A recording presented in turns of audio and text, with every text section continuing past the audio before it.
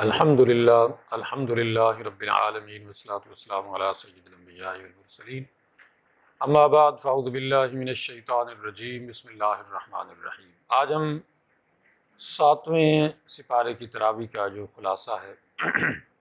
وہ پڑھیں گے۔ 7واں سپارہ مشتمل ہے، ابتدائی پاؤ جو اس کا ہے یہ ہے سورۃ المائدہ پر مشتمل، اور آخری 7ویں سپارے کے جو 3 پاؤ ہیں وہ ہیں سورۃ اعراف پر مشتمل۔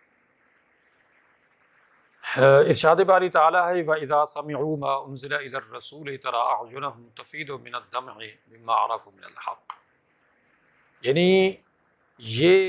اہل کتاب اس رسول صلی اللہ علیہ وسلم کو اپنی کتابوں کے ذریعے سے اور اپنے انبیاء علیہ السلام کے حوالے سے اتنا جانتے اور پہچانتے ہیں کہ جب انہوں نے یہ کلام سنا، یہ قرآن سنا جو محمد الرسول اللہ صلی اللہ علیہ وسلم پر نازل ہوا ہے، تو ان کی آنکھوں سے آنسو جاری ہو گئے۔ چنانچہ نبی کریم صلی اللہ علیہ وسلم کے زمانہ اقدس میں بھی بہت سارے یہود علماء، بہت سارے عیسائی علماء، اور اس کے بعد بھی اور آج بھی ایک بڑی تعداد ایسے اہل کتاب کی مرد و خواتین کی جب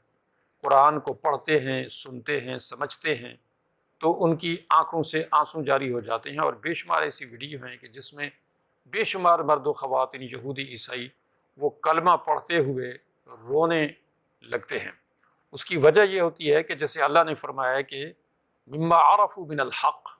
کہ انہوں نے حق کو پہچان لیا، یعنی ان کو اب احساس ہوا کہ اس حق کو پہچانے میں ان سے دیر ہو گئی ہے، اور اسی وجہ سے ان کا دل بھر آتا ہے اور ان کی آنکھوں سے آنسو جاری ہو جاتے ہیں۔ یہ بے ساختہ طور پہ ان کے اسلام کو، قرآن کو، حق کو پہچاننے کی وجہ سے ہے، اور وہ کہتے ہیں یقولون ربنا آمنا فاکتبنا مع الشاہدین، یعنی وہ اللہ کی بارگاہ میں اس طرح سے دعا کرتے ہیں کہ پروردگار ہم نے مانا، ہمیں بھی ان لوگوں میں لکھ دیجئے جو شاہدین ہیں، جو گواہی دینے والے ہیں، اور ہم بھی اس بات کی گواہی دیتے ہیں کہ یہ وہی کلام ہے، یہ وہی رسول ہے جو تسلسل سے شروع سے تمام انبیاء علیہ السلام سے چلا آ رہا ہے۔ اور وَمَا لَنَا لَا نُؤْمِنُ بِاللَّهِ وَمَا جَاءَنَا مِنَ الْحَقِّ، بھلا ہم کیوں نہ مانیں اس حق کو کہ جس کو ہم نے پہچان لیا، جو ہم پہلے سے اس کو جس کے بارے میں سنتے چلے آ رہے تھے۔ وَنَطْمَعُ أَن يُدْخِلَنَا رَبُّنَا مَعَ الْقَوْمِ الصَّالِحِينَ، اور ہمیں اپنے رب سے امید ہے کہ ہمارا رب ہمیں جنت میں داخل کر دے گا اور ہمیں نیکوکاروں میں شامل کر دے گا۔ تو اللہ رب العزت نے ان کے اس ایمان کی، ان کے ان اقوال کی، ان باتوں کی اتنی قدر فرمائی کہ فرمایا فَأَثَابَهُمُ اللَّهُ بِمَا قَالُوا جَنَّاتٍ تَجْرِی مِن تَحْتِهَا الْأَنْہَارُ خَالِدِینَ فِیہَا،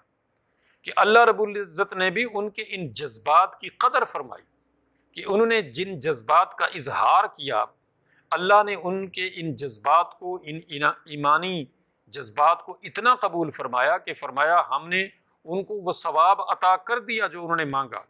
انہوں نے جو جنت مانگی، انہوں نے جو انعام و اکرام مانگا، انہوں نے جو صالحین کا ساتھ مانگا، ہم نے ان کو دے دیا ہمیشہ کے لیے۔ وَذَلِكَ جَزَاءُ الْمُحْسِنِينَ،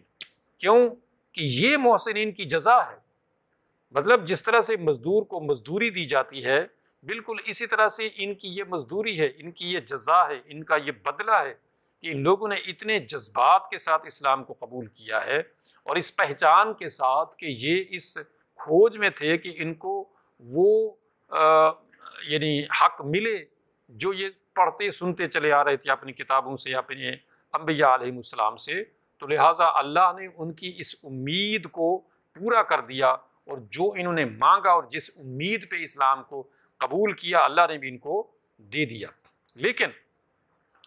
والذین کفروا وکذبوا بآیاتنا اولئک اصحاب الجحیم،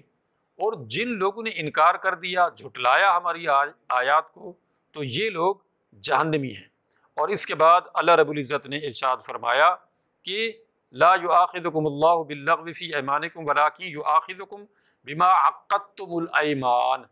یعنی اللہ تعالیٰ تمہاری لغو قسموں پر تو تمہیں نہیں پکڑتا ہے، لیکن وہ جو دل کے ارادے سے تم قسم کھاتے ہو اس پر تمہاری پکڑ ہوگی، لہٰذا اگر اس قسم کو تم نے توڑنا ہے تو قسم کا کفارہ اس آیت مقدسہ نمبر یعنی آیت نمبر 89 کے اندر، سورۃ مائدہ کی آیت نمبر 89 کے اندر اللہ رب العزت نے قسم کا کفارہ بیان فرمایا ہے، اور وہ یہ ہے کہ فَكَفَّارَتُهُ إِطْعَامُ عَشَرَةِ مَسَاكِينَ مِنْ أَوْسَطِ مَا تُطْعِمُونَ أَهْلِيكُمْ أَوْ كِسْوَتُهُمْ أَوْ تَحْرِيرُ رَقَبَةٍ، یعنی جو کوئی قسم کھا بیٹھے اور پھر اس کو وہ پورا نہ کر سکے، قسم توڑنی پڑے، تو اس کا کفارہ کیا ہے؟ 10 مسکینوں کو کھانا کھلانا، اوسط درجے کا، جو اپنے گھر والوں کو کھلاتا ہے۔ ظاہر کھانے میں قسمیں ہیں، تو وہ عموماً اپنے گھر والوں کو کھلاتا ہے، وہی کھانا وہ 10 مسکینوں کو کھلائے، یا او کسوتہم، یا ان کو کپڑا پہنا دے، او تحریر رقبہ، یا کوئی غلام آزاد کر دے، فمن لم یجد فصیام ثلاثۃ ایام، اور جو کوئی یہ سارا کچھ نہ کر سکے تو پھر وہ کیا کرے؟ 3 دن کے روزے رکھے۔ ذالک کفارۃ ایمانکم اذا حلفتم، یہ تمہاری قسموں کا کفارہ ہے۔ واحفظوا ایمانکم، اپنی قسموں کی حفاظت کرو۔ کذالک یبین اللہ لکم آیاتہ لعلکم تشکرون، اسی طرح سے اللہ رب العزت اپنی آیات کھول کھول کر بیان فرماتا ہے تاکہ تم شکر گزار بندے بنو۔ اور پھر یہ کہ انما الخمر والمیسر والانصاب والازلام رجس من عمل الشیطان فاجتنبوہ لعلکم تفلحون، یعنی مسلمانوں، یہ جو خمر ہے، شراب ہے، یہ جو جوا ہے، اسی طرح سے دیگر برے کام ہیں، یہ سارے ناپاک شیطانی کام ہیں، ان سے بچو تاکہ تم فلاح پاؤ۔ انما یرید الشیطان ان یوقع بینکم العداوۃ والبغضاء فی الخمر والمیسر ویصدکم عن ذکر اللہ وعن الصلاۃ، کیونکہ شیطان تو یہ چاہتا ہے کہ تمہارے درمیان میں بغض ڈال دے، عداوت ڈال دے، دشمنی ڈال دے، کس کے ذریعے سے؟ شراب کے ذریعے سے، یہ جوئے کے ذریعے سے، اور تمہیں اللہ کی یاد سے روک دے، اللہ کی نماز سے روک دے۔ فَهَلْ أَنْتُمْ مُنْتَهُونَ، کہ تو کیا تم باز آ جاؤ گے؟ چنانچہ جو لوگ یہ کام کرتے ہیں نا، جوا کھیلتے ہیں، شراب پیتے ہیں،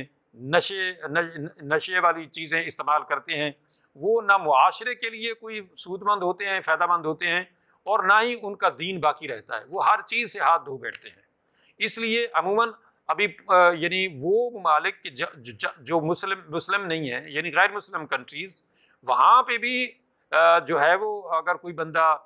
شرع عام اس طرح کا نشہ کرتا ہے تو اس پہ اس لیے پابندی ہے کہ وہ دوسروں کو نقصان کرتا ہے۔ اور دیکھا گیا ہے کہ کئی لوگ جو ہیں وہ نشے کی حالت میں، ان کے پاس کوئی ویپنز ہوتا ہے تو وہ چلا دیتے ہیں اور کتنے لوگوں کو مار دیتے ہیں۔ تو اس وجہ سے پبلک پلیسز پر اس طرح کا جو چیزیں ہیں ان کی پھر منع ہے۔ اور اگر کوئی ڈرائیونگ کرتے ہوئے جو ہے وہ یعنی شراب پیتا ہے یا نشے کی چیز کرتا ہے تو اس پہ بھی پابندی اس لیے لگائی گئی ہے کہ یہ، حالانکہ یہ بنیاد ہے برائی کی، کہ بندہ جو ہے اس طرح کی حرکتیں کرے گا، نشہ استعمال کرے گا تو وہ ڈرائیونگ کرے گا تب بھی بربادی مچائے گا، دوسروں کی اپنی بھی، اور اسی طرح سے وہ کوئی ویپنز اس کے پاس آ جائے گا یا کوئی بھی چیز آ جائے گا دوسروں کو مار دے گا۔ تو اس طریقے سے ایسی چیزیں تباہ کن ہیں۔ اور اس کے بعد پھر اللہ رب العزت نے ارشاد فرمایا حضرت عیسیٰ علیہ السلام کے حوالے سے، کیونکہ عیسیٰ علیہ السلام کے حوالے سے لوگ غلط فہمی کا یہ شکار ہو گئے تھے کہ عیسیٰ علیہ السلام جو ہیں نعوذ باللہ وہ خدا ہیں یا خدا کے بیٹے ہیں، کہ وہ مردوں کو زندہ کر دیتے ہیں، وہ کوڑ کے مریضوں کو ٹھیک کر دیتے ہیں، وہ جو ہے وہ اندھوں کو بینا کر دیتے ہیں۔ تو یہ معجزات تھے جو اللہ نے مختلف انبیاء علیہ السلام کو عطا فرمائے ہیں۔ مختلف قسم کے معجزات ہمارے نبی کریم صلی اللہ علیہ وسلم کو بھی بڑی تعداد میں معجزات عطا فرمائے، جن کا تذکرہ قرآن میں بھی ہے اور حدیثوں میں بھی بڑی تعداد میں ہے۔ اور اس کا سب سے بڑا ثبوت ایک امام بہقی نے کتاب لکھی ہے دلائل النبوت، جس کے اندر سارے معجزات ہیں، یعنی وہ پوری کتاب معجزات پر مشتمل ہے۔ دلائل النبوت یعنی نبوت کی دلیلیں، یعنی دلیل، یہ نبوت کی دلیل ہوتی ہے۔ معجزہ جو ہوتا ہے یہ نبوت کی، کیونکہ ہر انسان اس طرح سے کھڑا ہو جائے وہ کہے میں نبی ہوں، تو اس طرح تو نہیں ہوتا، لہٰذا یہ ایک قسم کی سند ہوتی ہے اللہ کی طرف سے اس نبی کے لیے کہ وہ معجزات دکھا کے لوگوں کو یہ باور کراتا ہے کہ میں عام آدمی نہیں ہوں، مجھے اللہ کی طرف سے پاور ملی ہے، اور یہ معجزات اس کا ثبوت ہیں۔ تو اس طرح سے عیسیٰ علیہ السلام کا یہاں پہ پورا یہ 2 رکوع کے اندر تذکرہ ہے۔ اور پھر اگر لوگوں نے جو کہا کہ عیسیٰ علیہ السلام نعوذ باللہ اللہ تعالیٰ کے بیٹے ہیں یا خدا ہیں، تو اللہ تعالیٰ نے جب ان سے پوچھا کہ کیا آپ نے لوگوں کو یہ کہا تھا کہ جو ہے وَإِذْ قَالَ يَا عِيسَى ابْنُ مَرْيَمَ أَأَنْتَ قُلْتَ لِلنَّاسِ اتَّخِذُونِي مِن وَأُمِّيَ إِلَٰهَيْنِ مِن دُونِ اللَّهِ کہ اے عیسیٰ کیا آپ نے یہ کہا تھا لوگوں سے کہ مجھے اور میری ماں کو جو ہے دو خدا بنا لو اللہ کو چھوڑ کر؟ قَالَ سُبْحَانَكَ مَا يَكُونُ لِي أَنْ أَقُولَ مَا لَيْسَ لِي بِحَقٍّ تو عیسیٰ علیہ السلام نے فرمایا کہ پروردگار میں بھلا ایسے کیسے کہہ سکتا ہوں، مجھے تو یہ حق حاصل نہیں ہے۔ ان کنت قلتہ فقد علمت اگر میں نے کہا ہوتا تو آپ کو تو پتہ ہوتا۔ تعلم ما فی نفسی ولا اعلم ما فی نفسک جو کچھ میرے دل میں ہے آئے اللہ تو جانتا ہے، لیکن جو کچھ تیرے یعنی تیرا علم ہے یا تیرے اندر جو کچھ ہے میں نہیں جانتا۔ انک انت علام الغیوب تو تو سارے غیب کی چیزیں جانتا ہے، سارا علم تیرے پاس ہے۔ ما قلت لهم الا ما امرتنی به ان اعبدوا اللہ ربی وربکم میں نے تو صرف یہی کہا تھا کہ میرا تمہارا رب اللہ ہے اور یہی تیرا حکم تھا اور میں نے یہی لوگوں کو بتایا۔ وَكُنْتُ عَلَيْهِمْ شَهِيدًا مَا دُمْتُ فِيهِمْ فَلَمَّا تَوَفَّيْتَنِي كُنْتَ أَنْتَ الرَّقِيبَ عَلَيْهِمْ وَأَنْتَ عَلَىٰ كُلِّ شَيْءٍ شَهِيدٌ لہٰذا جو کچھ تو نے مجھے حکم دیا میں نے وہی کچھ ان کو بتایا۔ إِن تُعَذِّبْهُمْ فَإِنَّهُمْ عِبَادُكَ اگر تو اے اللہ ان کو عذاب دینا چاہے تو تیرے بندے ہیں، اور اگر تو وَإِن تَغْفِرْ لَهُمْ فَإِنَّكَ أَنْتَ الْعَزِيزُ الْحَكِيمُ اگر تو ان کو معاف کرے تو زبردست ہے، دانا ہے، سارا معاملہ سارا اختیار و اقتدار تیرے پاس ہے۔ سورۃ اعراف کے اندر انعام کے اندر اللہ رب العزت نے یہ سورۃ انعام جو ہے یہ 3 رکوع ہیں اس کے 7ویں سپارے کے،